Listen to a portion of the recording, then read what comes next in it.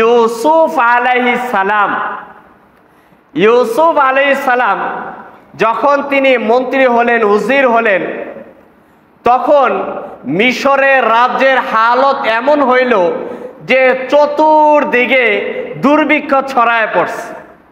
চতুর্দিকে দুর্ভিক্ষ ছড়ায় পড়ছে। শুধু তাদের দেশ মিশর এমন নয়, আশেপাশে যত দেশ রয়েছে দুর্ভিক্ষ ছড়ায় পড়ছে। জমিন যেই ফসল দিত এখন আর ওই ফসল দেয় না। মানুষের কাছে টাকা আছে, সম্পদ আছে, কিন্তু খাবার মতো আসবাব নাই, রিজিক নাই। তিনি আগেই কি করছেন, 7 বছর তিনি এই গম ইত্যাদি তিনি মজুদ করে রাখছেন। আল্লাহ তাআলা স্বপ্নের মাধ্যমে তাকে দেখায় দিছিলেন। আসসালামু আলাইকুম ওয়া রাহমাতুল্লাহি ওয়া বারাকাতুহু।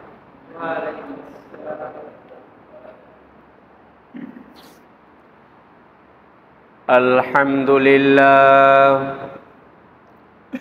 আলহামদুলিল্লাহি নাহমাদুহু ওয়া নাস্তাঈনুহু ওয়া নাস্তাগফিরুহু ওয়া নাউযু বিল্লাহি মিন শুরুরি আনফুসিনা ওয়া মিন সাইয়্যাতি আ'মালিনা। من يهده الله فلا مضل له ومن يضلله فلا هادي له ونشهد أن لا إله إلا الله وحده لا شريك له ونشهد أن سيدنا وسندنا ونبينا ومولانا محمدا عبده ورسوله أرسله بالحق بشيرا ونذيرا وداعيا إلى الله بإذنه وسراجا منيرا. أما بعد فأعوذ بالله من الشيطان الرجيم. بسم الله الرحمن الرحيم. يا أيها الذين آمنوا اذكروا الله ذكرا كثيرا وسبحوه بكرة وأصيلا. وقال النبي صلى الله عليه وسلم ألا إن في الجسد لمضغة إذا صلحت صلح الجسد كله وإذا فسدت فسدت الجسد كله ألا وهي القلب. وقال النبي صلى الله عليه وسلم أفضل الذكر لا إله إلا الله.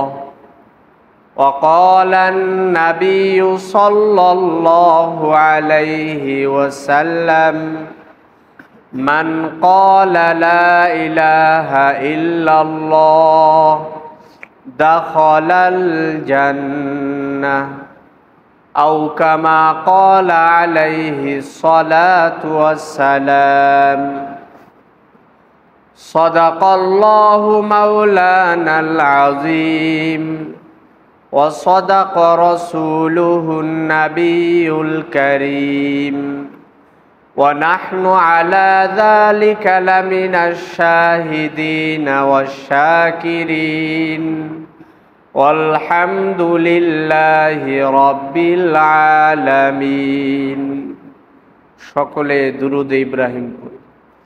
اللهم صل على محمد وعلى آل محمد كما صليت على إبراهيم وعلى آل إبراهيم ইন্নাকা হামিদুম মাজিদ।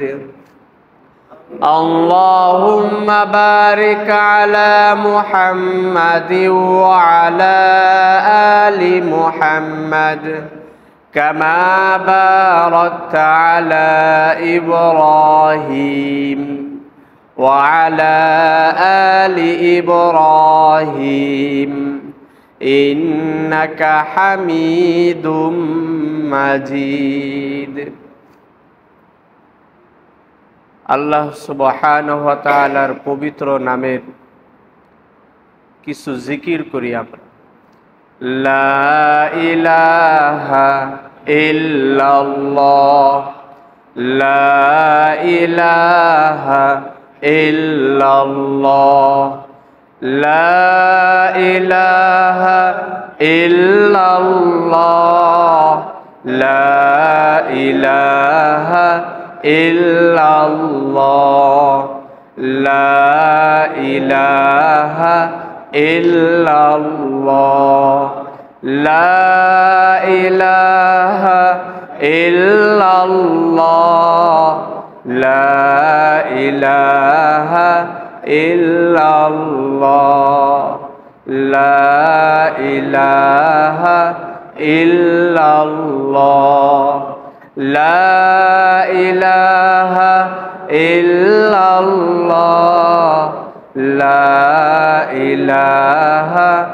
ইল্লাল্লাহ, লা ইলাহা ইল্লাল্লাহ, লা ইলাহা ইল্লাল্লাহু মুহাম্মাদুর রাসূলুল্লাহ সাল্লাল্লাহু আলাইহি ওয়াসাল্লাম। আলহামদুলিল্লাহ, আল্লাহ সুবহানাহু ওয়া তাআলার দরবারে লাখো কোটি শুকরিয়া জানাই, যেই মহান রব্বুল আলামিন আমাদেরকে জুমার দিনে জুমার পবিত্র নামাজ আদায় করার জন্য আল্লাহ সুবহানাহু ওয়া তাআলার ঘরে অতি তাড়াতাড়ি আসার তৌফিক দান করেছেন। এজন্য দিল থেকে কালিমাতুর শুকর আদায় করি, আলহামদুলিল্লাহ।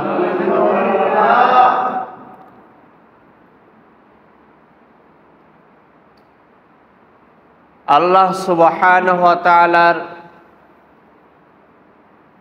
বড় রহমত হলো বান্দার উপর, যে আল্লাহ তাআলার ইবাদত করার বান্দাকে তৌফিক দেওয়া।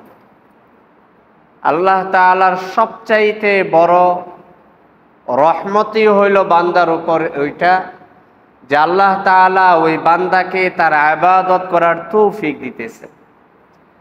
যেই বান্দাকে আল্লাহ তাআলা তার ইবাদতের তৌফিক দেন না, অথচ দুনিয়ার সমস্ত সম্পদের মালিক বানায় দিয়েছেন, সে আল্লাহ তাআলার নিয়ামতের ভিতরে নাই, সে আল্লাহ তাআলার রহমতের গণ্ডির বাহিরে আছে, আল্লাহ তাআলার নিয়ামতের সীমার বাহিরে আছে।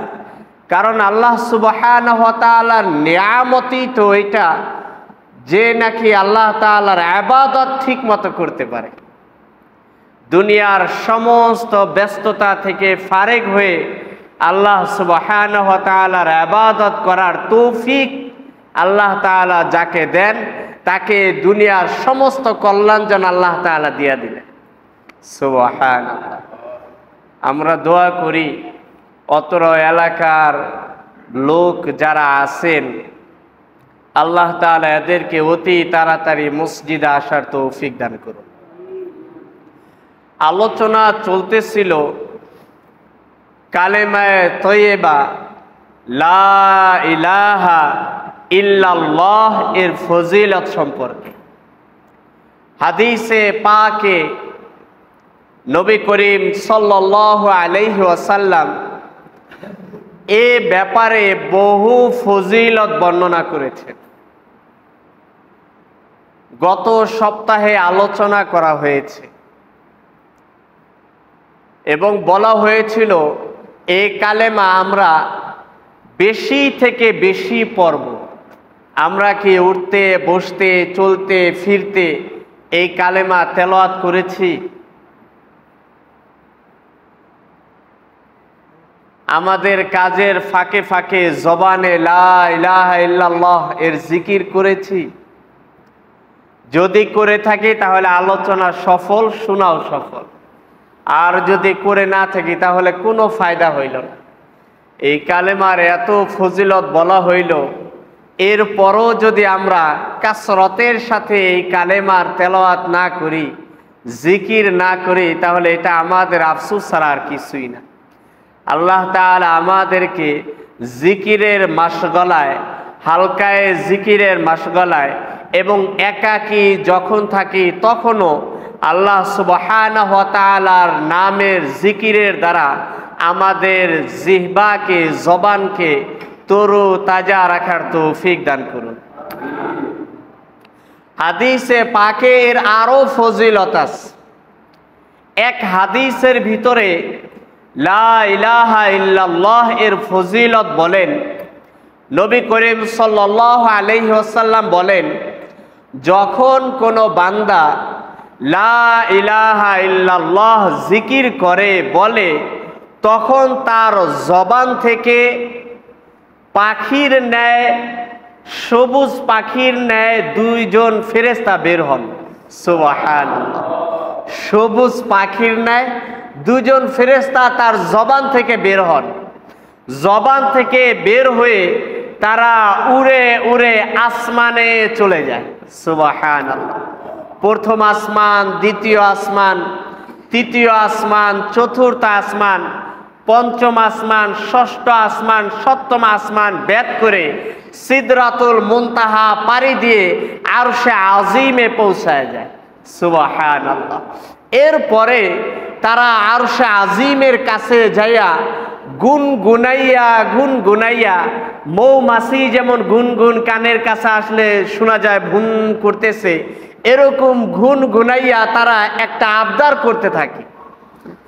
আবদারটা এত প্রবল হয়, এত বার হয় যে আরশের খুঁটি, আরশ এ ফেরেশতাদেরকে বলতে থাকে, আর বইল না, থামো। আল্লাহু আকবার। এতবার বলতে থাকে, বলতেই থাকে। তারা কি বলে? আল্লাহ সুবহানাহু ওয়া তাআলার কাছে ফরিয়াদ জানাইতে থাকে। আল্লাহ সুবহানাহু ওয়া তাআলাকে বলতে থাকে, আয় আল্লাহ, ওই বান্দা আপনার ওয়াহদানিয়াতকে মেনে নিছে, আপনি এক, আপনার কোনো শরীক নাই, এটা মেনে নিছে, আপনি ওই বান্দাকে চিরতরে তার সমস্ত গুনাহ মাফ করে দেন। ফেরেশতারা আল্লাহ তাআলার গুনাহ মাফ হওয়ার আগ পর্যন্ত এই জিকির, এই কথা আর ওই বান্দার জন্য মাগফিরাতের দোয়া করতেই থাকে। সুবহানাল্লাহ। এই হইল লা ইলাহা ইল্লাল্লাহ এর জিকির। অথচ আমরা এই জিকিরটা করি না, আফসোসের বিষয়। আমাদের উচিত চলতে ফিরতে উঠতে বিছুমতে আমরা যখন নদী পাড়ি দিব, আবার আসবো, বাজারে যাব, আমাদের জবান যদি কোনো কাজ না করে, আমাদের জবান যাতে খালি না থাকে, যখনই সুযোগ পাবো লা ইলাহা ইল্লাল্লাহ এর জিকির করব। পারবো না ইনশাআল্লাহ? শাহ ইসমাইল শহীদ রহমাতুল্লাহ আলাইহি বড় জবরদস্ত একজন আলেম ছিলেন, মুত্তাকি ছিলেন। এই শাহ ইসমাইল শহীদ রহমাতুল্লাহ আলাইহি তিনি তার কিতাব তাকমিলাতুল ঈমানের ভিতরে বলেন, পৃথিবীতে বড় বড় চারজন নাফরমান অতিবাহিত হয়েছে। বড় বড় চারজন গুনাহগার, এদের চাইতে গুনাহগার পৃথিবীতে, এত বড় গুনাহগার আর যায় নাই। বড় বড় চারজন গুনাহগার পৃথিবীতে অতিবাহিত হয়েছে।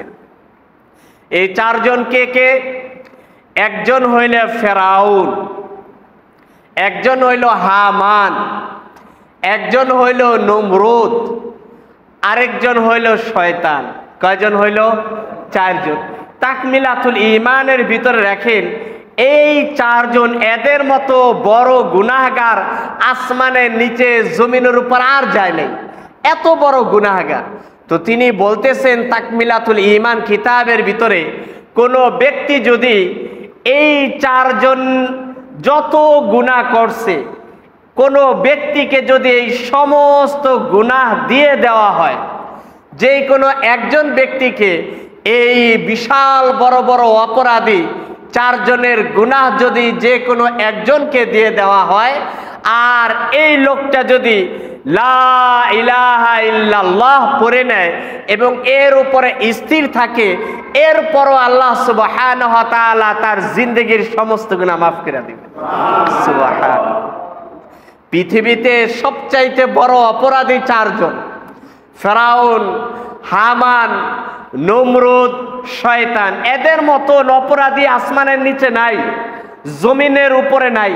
তো তিনি বলেন, একজনকে যদি এই সমস্ত গুনাহকে দিয়ে দেওয়া হয়, আর এই লোকটা যদি আল্লাহ সুবহানাহু ওয়া তাআলার একাত্মবাদকে স্বীকার করে লা ইলাহা ইল্লাল্লাহ পড়ে নেয় এবং আল্লাহ সুবহানাহু ওয়া তাআলা এক এর উপরে স্থির থাকেন, আল্লাহ সুবহানাহু ওয়া তাআলা তার জিন্দেগির সমস্ত গুনাহকে মাফ করে দিবেন। সুবহানাল্লাহ, আল্লাহু আকবার। কালেমা ছোট, কিন্তু এর ফজিলত বিশাল, এর ফজিলত বিশাল। এজন্য আমাদের উচিত সর্বদা আল্লাহ সুবহানাহু ওয়া তাআলার দরবারে এই জিকির করা, বেশি থেকে বেশি এই জিকির করা। ইমামে রব্বানি মুজাদ্দিদে আল ফিসানি রহমতুল্লাহি আলাইহি তিনি বলেন যে পৃথিবীতে যত মানুষ রয়েছে, সমস্ত মানুষ যদি একবার লা ইলাহা ইল্লাল্লাহ পড়ে, তাহলে গুঞ্জায়েশ আছে এই একবার বলার কারণেই পৃথিবীর সমস্ত মানুষকে আল্লাহ মাফ করে দিবে। সুবহানাল্লাহ। পৃথিবীর সমস্ত মানুষ যদি একবার লা ইলাহা ইল্লাল্লাহ বলে, তাহলে এরও গুঞ্জায়েশ আছে, সম্ভাবনা আছে যে আল্লাহ তাআলা এর উসিলায় পৃথিবীর সমস্ত মানুষকে মাফ করে দিবে। সুবহানাল্লাহ। তিনি এরপরে বলেন যে আমার তো দিল তো চায় যে আমি আর দুনিয়ার সমস্ত কিছুর ব্যস্ততা বাদ দিয়ে দেই, ঘরের এক কোণায় বসে পড়ি আর এই লা ইলাহা ইল্লাল্লাহ কাসরতে বেশি থেকে বেশি পড়তে থাকি। সুবহানাল্লাহ। কাজে আমাদেরও উচিত লা ইলাহা ইল্লাল্লাহ এর বেশি থেকে বেশি জিকির করা, বেশি থেকে বেশি জিকির করা। প্রশ্ন হতে পারে, একবার লা ইলাহা ইল্লাল্লাহ বলার দ্বারাই সমস্ত মানুষকে আল্লাহ তাআলা মাফ করে দিবেন, এটা কিভাবে হতে পারে? এটা কিভাবে হতে পারে? এর একটা উত্তর এক ঘটনার মাধ্যমে দেই। ইউসুফ আলাইহিস সালাম, ইউসুফ আলাইহিস সালাম যখন তিনি মন্ত্রী হলেন, উজির হলেন, তখন মিশরের রাজ্যের হালত এমন হইল যে চতুর্দিকে দুর্ভিক্ষ ছড়ায় পড়ছে, চতুর্দিকে দুর্ভিক্ষ ছড়ায় পড়ছে। শুধু তাদের দেশ মিশর এমন নয়, আশেপাশে যত দেশ রয়েছে দুর্ভিক্ষ ছড়ায় পড়ছে। জমিন যেই ফসল দিত এখন আর ওই ফসল দেয় না। মানুষের কাছে টাকা আছে, সম্পদ আছে, কিন্তু খাওয়ার মতো আসবাব নাই, রিজিক নাই। তিনি আগেই কি করছেন, 7 বছর তিনি এই গম ইত্যাদি তিনি মজুদ করে রাখছেন। আল্লাহ তাআলা স্বপ্নের মাধ্যমে তাকে দেখায় দিছিলেন যে 7 বছর দুর্ভিক্ষ হবে আর 7 বছর ভালো ফসল হবে। যে 7 বছর ভালো ফসল হবে, এই 7 বছর জমায় রাখবেন, আর যে 7 বছর দুর্ভিক্ষ হবে একটু একটু অল্প অল্প করে ওই জমানো খাদ্য থেকে খাওয়াবেন। তিনি এমনটাই করছেন। যখন হালত এমন হইল, তাদের কোষাগারের ভিতরেই এরকম ভাবে রিজিক ছিল, গম ছিল, আর কোথাও ছিল না। তো দূর দূরান্ত থেকে বহু লোক আসতো। দেওয়ার মাপ ছিল এমন, তিনি বলে দিয়েছিলেন যে পরিবারের লোকের সংখ্যা কয়জন। পরিবারে যদি 5 জন থাকে উদাহরণস্বরূপ, তাহলে 5 বড়ি, এত টাকার বিনিময়ে 5 বড়ি নিয়ে যাবেন, 5 কেজি নিয়ে যাবেন, 5 কেজি দেওয়া হবে। পরিবারের সংখ্যা যদি হয় 10 জন, তাহলে 10 বড়ি, এত টাকার বিনিময়। তো এক লোক আসেন, এক যুবক, উঠতি বয়সের এক যুবক, 16 থেকে 17 বছর, এক যুবক আসছেন, আয়েশা বলতেছেন আমাকে গম দেন। তো যারা গম মেপে দেন তারা বলেন যে পরিবারের লোক কয়জন? তিনি বলছেন এই 5 থেকে 7 জন। তো তাকে 7 কেজি 7 ভরি এরকম দেওয়া হয়েছে, টাকার বিনিময়ে, এত টাকার বিনিময়ে দেওয়া হয়েছে। সে বলতেছে আমার আরো লাগবে, এই 7 কেজিতে আমার 7 ভরিতে আমার হবে না, আরো লাগবে। তো যুবককে বলতেছেন আমাদের আর সম্ভব নয়, আমাদের এই যে যিনি মালিক আছেন তার কাছে যান, ইউসুফ আলাইহিস সালাম তার কাছে যান, সে এর ক্ষমতা রাখে, যদি বেশি নিতে হয় তার কাছে আবদার করেন, সে যদি দেয় তাহলে নিতে পারবেন, এছাড়া আমাদের দেওয়ার কোনো ক্ষমতা নাই। তো ওই যুবক ইউসুফ আলাইহিস সালামের কাছে গেছেন, যে বলতেছেন যে আমার আরো গম লাগবে। তিনি বললেন পরিবারের লোক সংখ্যা কতজন? বললেন 7 জন। তো 7 ভরি তো দিছেই, বলে আমার আরো লাগবে। কয় ঠিক আছে আরো 3 ভরি দিয়ে দেন। তো তাকে আরো 3 কেজি 3 ভরি দিয়ে দেওয়া হলো, তিনি নিলেন। এরপর আবার আসছেন যে আমার আরো লাগবে। আল্লাহু আকবার। তো ইউসুফ আলাইহিস সালাম বলতেছেন আজীব লোক তো তুমি, অন্যান্যদেরকে 7 ভরি, এক একজনকে 1 ভরি দেওয়া হয়, 1 কেজি করে দেওয়া হয়, তোমার 7 পাইতা, তোমাকে 10 দিলাম, এরপরও তুমি আরো চাইতেছো। তো এই যুবক উত্তর দেয় আপনি যদি আমার পরিচয় জানেন আপনি আমাকে আরো বেশি দিবেন। সুবহানাল্লাহ। আপনি যদি আমার পরিচয় জানেন তাহলে আপনি আমাকে আরো দিবেন। যখন এই কথা বলছেন ইউসুফ আলাইহিস সালাম বললেন ঠিক আছে তোমার পরিচয় কি বলো। তো ইউসুফ আলাইহিস সালামকে বলতেছেন যে আমি হইলাম ওই শিশু সন্তান, জুলাইখা যখন নাকি আপনাকে জিনার অপবাদ দিছিল, আমি তখন শিশু ছিলাম, ছোট ছিলাম, আমি তখন আপনার এই সত্যতার, আপনি জিনা করেন নাই, আপনি পবিত্র, এই পবিত্রতার ঘোষণা, এই পবিত্রতার সাক্ষ্য আমি দিছিলাম, এখন জওয়ান হয়ে বড় হয়ে যুবক হয়ে গেছে। সুবহানাল্লাহ। ইউসুফ আলাইহিস সালাম খুব খুশি হয়ে গেছেন, তিনি তাকে বুকে জড়ায় ধরছেন, তাকে বুকে ঝরাইয়া তিনি চুমা দিছেন। এরপরে খুশি হইয়া বইলা দিছেন একে আরো 40 গন্দম দিয়া দাও। সুবহানাল্লাহ। আরো 40 ভরি গম একে দিয়া দাও। সে 40 ভরি এবং 10 50 ভরি নিয়ে সে বাসায় চলে যায় এবং হুকুম দেয়া দেয় শুধু তাকে দিবা তাই না, তার বাসা পর্যন্ত পৌঁছায় দাও। সুবহানাল্লাহ। আল্লাহ সুবহানাহু ওয়া তাআলা জিবরাইল আমিনকে পাঠাইলেন ইউসুফ আলাইহিস সালামের কাছে। ইউসুফ আজকে তো তুমি বড় খুশি হয়ে গেছো। তো ইউসুফ আলাইহিস সালাম বলতেছেন ইয়া আল্লাহ, আপনি তো জানেন এই শিশুটা এমন শিশু যে এই শিশুটা আমার পবিত্রতার সে সাক্ষ্য দিছে।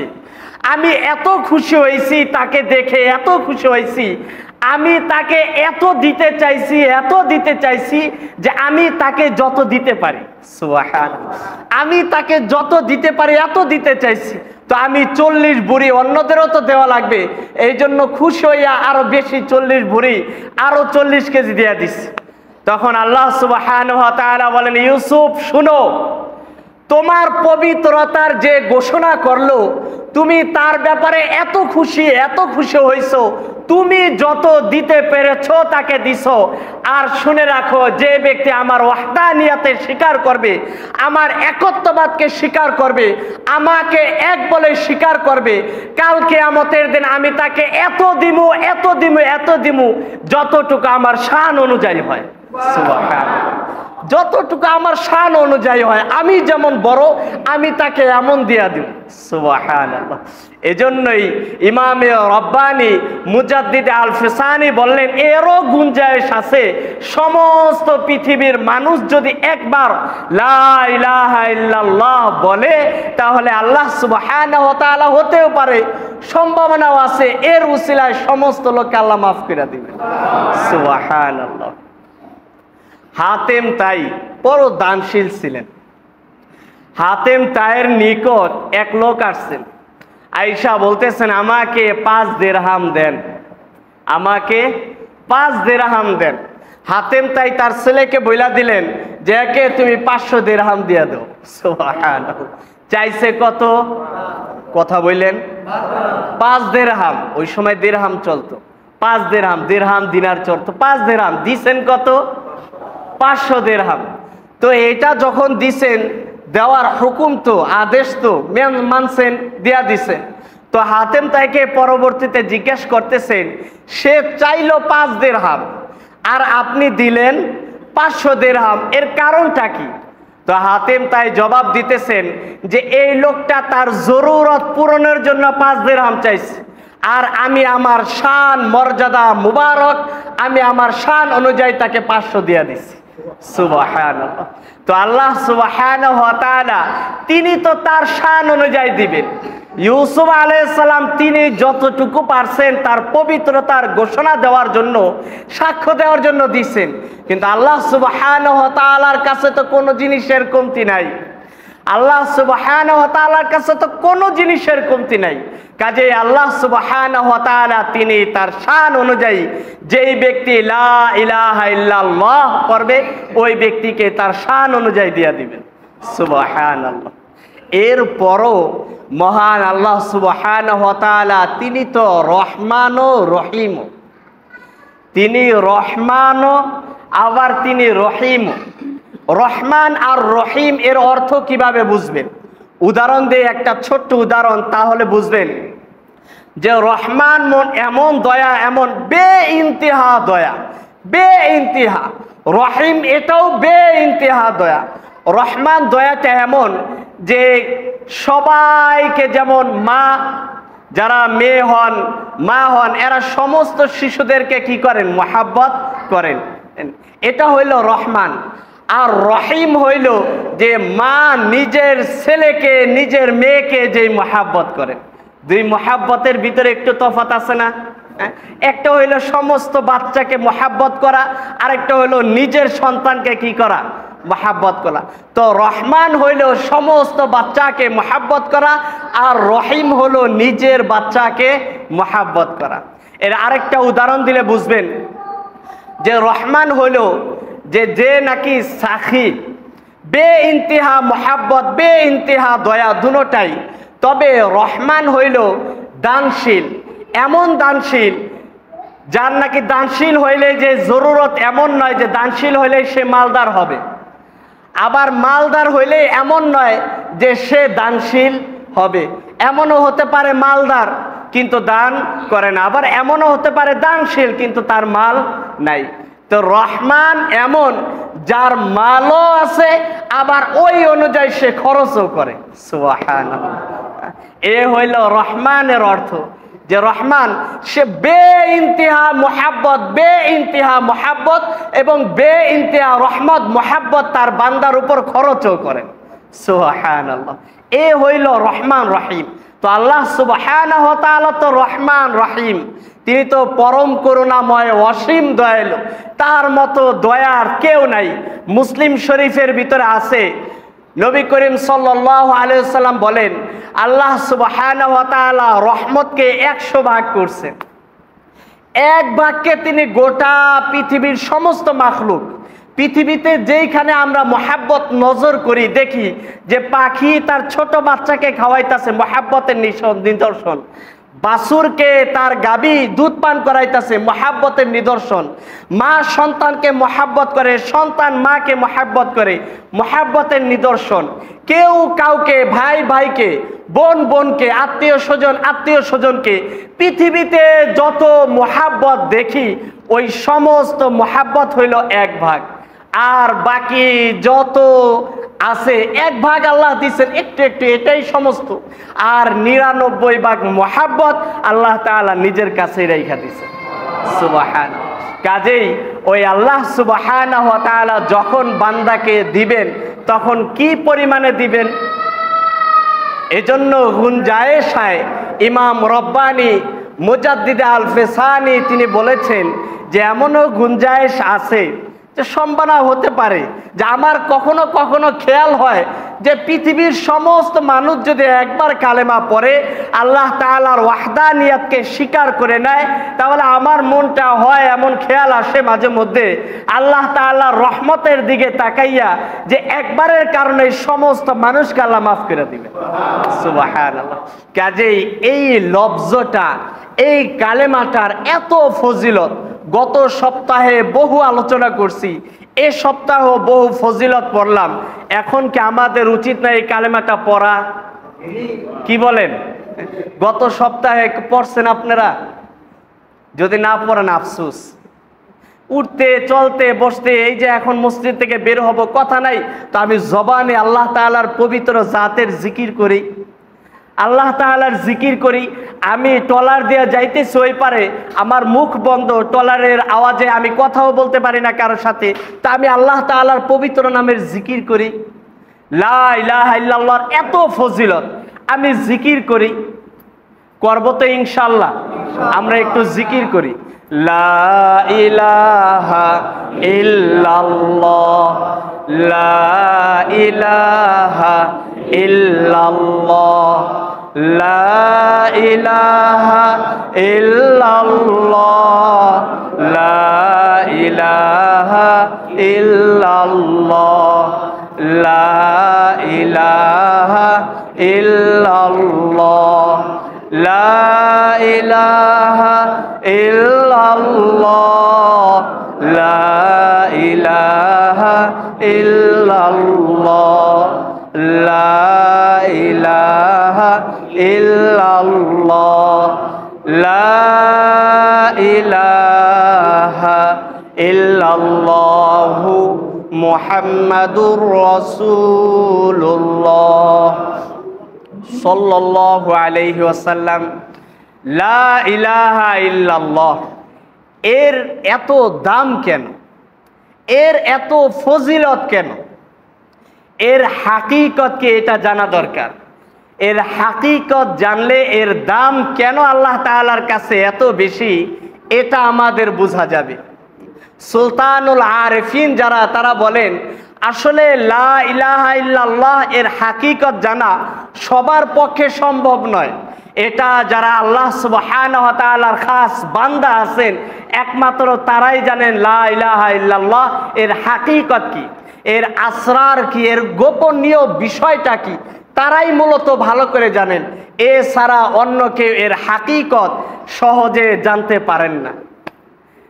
তবে এর কিছু ধারণা আমরা নিতে পারি, এবং এটা হাসিল করার উত্তম পন্থা হইল কারো এরকম সুলতানুল আরিফিন যারা আছেন, আল্লাহ ওয়ালাদের সাথে, এরকম যাদের আল্লাহ তাআলার সাথে সম্পর্ক আছে, এদের হাতে হাত রেখে বায়াত গ্রহণ করে তাদের অনুযায়ী, তাদের সবক অনুযায়ী, তাদের পন্থা অনুযায়ী, তাদের যে আমল বাতলায় দেন ওই আমল অনুযায়ী নিজের জীবনকে যদি চালাই, তাহলে আশা করা যায় এর হাকিকত আমরা জানতে পারব। এজন্য আমরা এই আমলটা করার চেষ্টা করব যে নিজেকে কারো কাছে ছপর্দ করে দিব যার সাথে মাওলার সাথে তাআল্লুক আছে, তাআল্লুক মা আল্লাহ যার সাথে আছে, একে নিজের জীবনটা সঁপে দিব, তার কাছে দিয়ে দিব। সে যেইভাবে বলেন ওই রাস্তায় চলবো, ওই রাস্তায় হাঁটবো। আশা করা যায় অতি তাড়াতাড়ি আল্লাহ সুবহানাহু ওয়া তাআলার দিদার আমাদের হয়ে যাবে ইনশাআল্লাহ। কালেমার হাকিকত আমরা জেনে যাব। এরপরও লা ইলাহা ইল্লাল্লাহ এর হাকিকত সবার জানা সম্ভব নয়, কারণ হাদিসে আছে নবী করিম সাল্লাল্লাহু আলাইহি ওয়াসাল্লাম বলেন কাইলুনা লা ইলাহা ইল্লাল্লাহ কাসীর অল মুখলিসুনা কলিল, যে লা ইলাহা ইল্লাল্লাহ বলনে ওলা তো অনেক লোক আছে, তবে মুখলিস একনিষ্ঠভাবে এর হাকিকত জেনে এর উপর পুঙ্খানুপুঙ্খানুভাবে আমল করেওয়ালা খুব কমই লোক আছে, খুব কমই লোক আছে। আল্লাহ সুবহানাহু ওয়া তাআলা কালেমার শুরুতেই লা বলছেন, লা দ্বারা সমস্ত কিছুকে আল্লাহ নফি করছেন, যে আল্লাহ তাআলার ওয়াহদানিয়াত ছাড়া কিছু নাই। আল্লাহ তাআলার ওয়াহদানিয়াতের সামনে মা নাই, বাবা নাই, আত্মীয় স্বজন নাই, বউ নাই, জমিদারি নাই। আল্লাহ তাআলার ওয়াহদানিয়াতের সামনে, একত্বের সামনে, এককের সামনে পৃথিবীর কিচ্ছু নাই। যখন আল্লাহ সুবহানাহু ওয়া তাআলার একত্ববাদ সামনে আসবে, আর অন্য কোনো কিছু দুনিয়ার আসবাবপত্র আসবে, মার এক নির্দেশ হবে, বাবার এক নির্দেশ হবে, দুনিয়ার জমিদারির এক নির্দেশ হবে, এরকমভাবে আত্মীয় স্বজনের এক নির্দেশ হবে, সমস্ত কিছু একদিকে ফালাইয়া আল্লাহ সুবহানাহু ওয়া তাআলার দিকে ঝুঁকে যেতে হবে। এই হইল লা ইলাহা ইল্লাল্লাহ। আল্লাহ তাআলার ওয়াহদানিয়তকে এমনভাবে স্বীকার করা, যে আল্লাহ তাআলার একত্ববাদকে এমনভাবে স্বীকার করা, সমস্ত দুনিয়ার মহাব্বতকে এটাকে আমরা নিছক মনে করতে হবে, আর হাকিকি মহাব্বত আল্লাহকেই করতে হবে। ওগুলো জরুরতের জন্য, হাকিকি মহাব্বত আল্লাহকেই করতে হবে। আল্লাহ তাআলার যখন হুকুম আসবে নামাজের, তো দুনিয়ার সমস্ত দোকানদারি, দুনিয়ার সমস্ত পাপাজারি, দুনিয়ার সমস্ত জায়গা জমিন ইত্যাদি সব বাদ দিতে হবে। আল্লাহ তাআলার পথে যখন ডাক আসবে, তখন দুনিয়ার সমস্ত কিছু বাদ আল্লাহ তাআলার ডাকে সাড়া দিতে হবে। এই হইল লা ইলাহা ইল্লাল্লাহ। যে এই লা ইলাহা ইল্লাল্লাহ, এটা এমন এক কালেমা, এই কালেমার উপরে 7 আসমান 7 জমিন টিকা রয়েছে।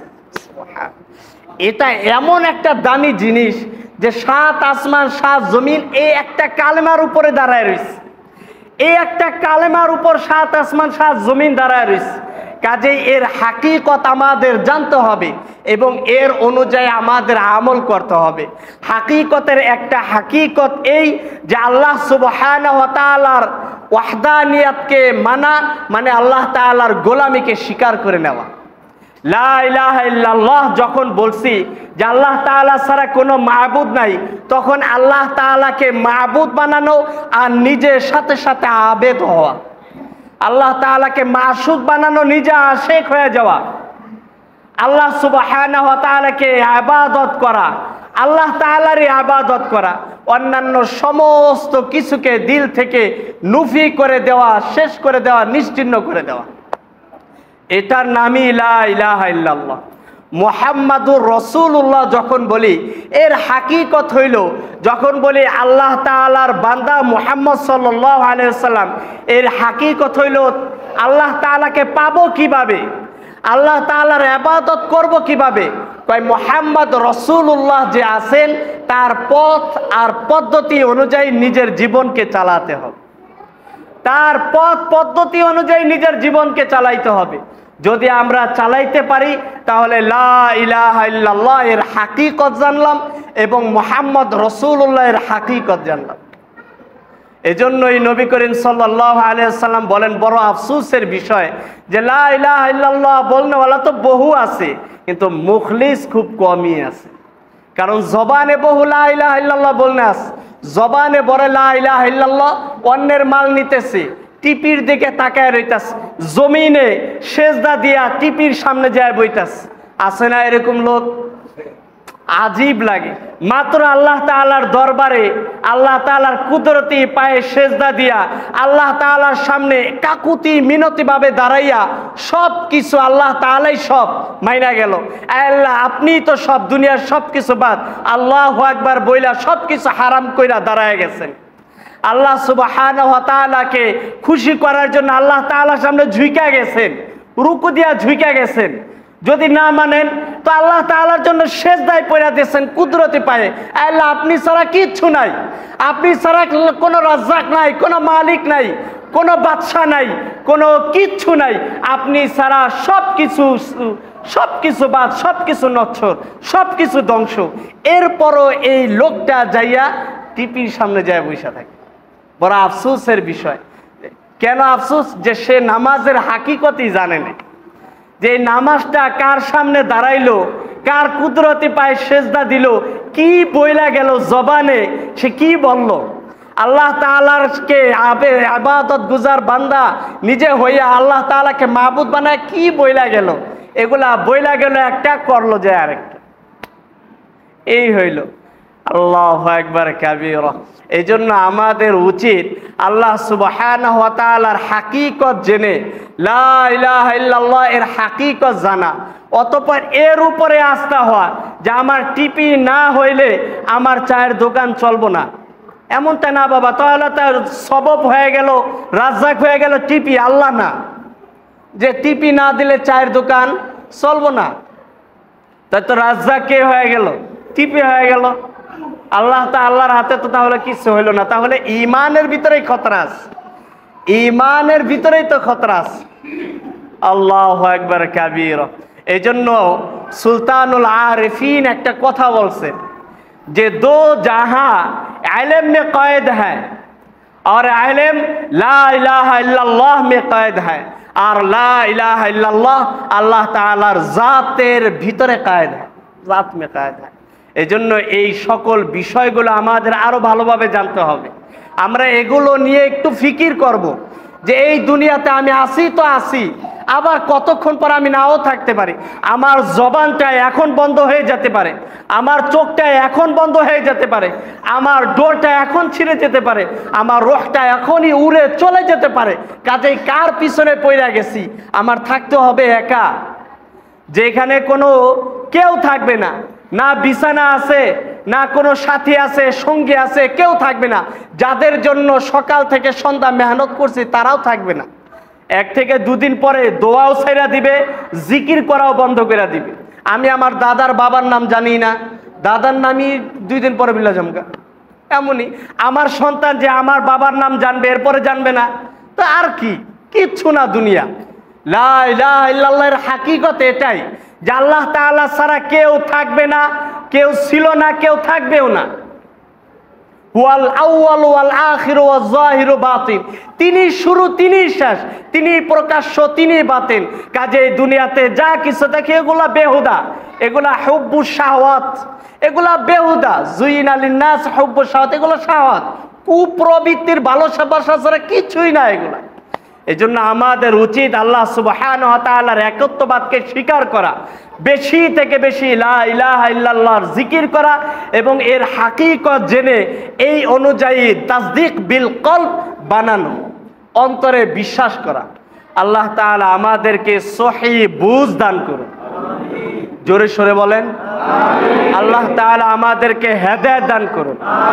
আল্লাহ সুবহানাহু ওয়া তাআলা আমাদেরকে আল্লাহ সুবহানাহু ওয়া তাআলার মারিফত অর্জন করার তৌফিক দান করুন। বিনা হিসাবে আমাদেরকে জান্নাতে যাওয়ার তৌফিক দান করুন। ওয়া আখির দাওয়ানা আলহামদুলিল্লাহি রাব্বিল আলামিন।